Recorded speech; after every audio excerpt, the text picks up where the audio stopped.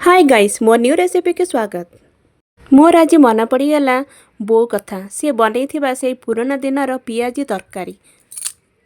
जेते गेस्ट आसी थांतु ना कहीं से गेस्ट मानक पई विभिन्न प्रकार आइटम बनैया पई बहुत पसंद करि थाए।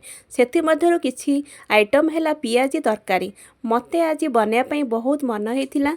मु भी आज सेटा बनैया पई बहुत चेष्टा करिछि। ता भलिया सिना बनई परिबिनी किंतु बनैया पई बहुत चेष्टा करिछि। से सिना आज मो पाखरे नाही से शिखाई थिबा विभिन्न प्रकार आइटम आज मोर बहुत मने पड़ी जाउछि। से एते कम तेल मसला रे खाइबा बने दी थाए जे समस्त ता ऊपर बहुत खुशी भी हेई थांती। मो बोऊ एक एमितिका नारी सी ता फैमिली को खुशी रे रखिया पई बहुत चेष्टा करि थाए रखि थाए मध्य। बोऊ एक एमिति शब्द से निजे कष्ट रे थाई मध्य आम मुह रे हस देई थाए। तार आशीर्वाद जहाँ मुंडरे थाए ना तार सबु कष्ट को दूर करिबारे ताकत देई थाए। से निजे भोकरे थाई मध्य आमको खुआई थाए। निजे थकिकिरी भी आम मुहरे टिके हस देई थाए।